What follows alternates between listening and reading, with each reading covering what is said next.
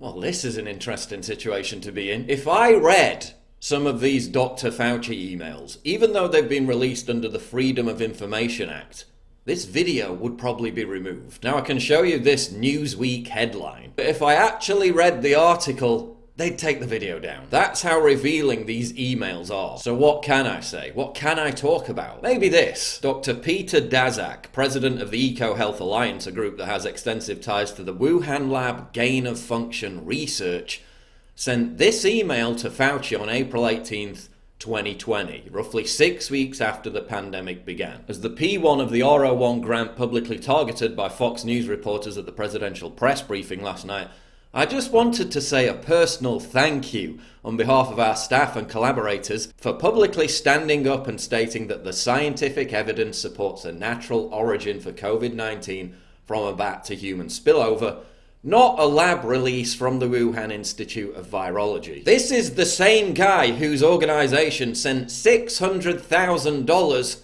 to the Wuhan Institute of Virology. Now watch this clip of the same doctor talking about his research on viruses. Coronaviruses are pretty good. I mean, you're a virologist, you know all this stuff, but you can manipulate them in the lab pretty easily. It's just spike protein drives a lot of what happens with the coronavirus, zoonotic risk.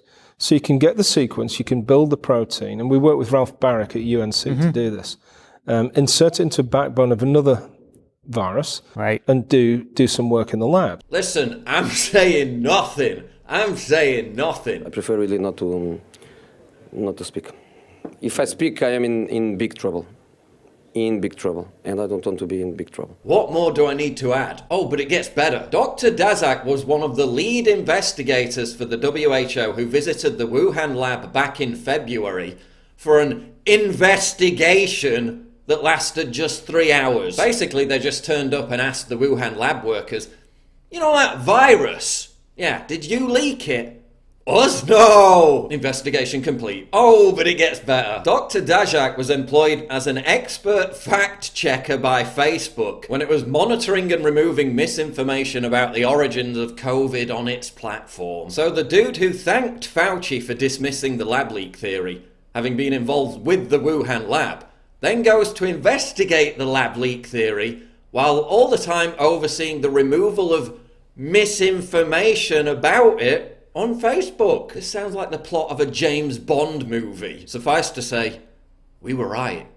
We were right again about everything. Will there be any apology? Will there be any effort to reverse this juggernaut of censorship? Will the social media networks that banned information about the Wuhan lab leak theory, now that the Biden administration is directly investigating it, change course at all? Will they revise any of their policies on misinformation? Think about this. All the fact checkers, the mainstream media, the social media networks, in the name of stopping the spread of misinformation, may have facilitated one of the biggest cover-ups in modern history. Think about that. Yet are there any calls to strip back their power?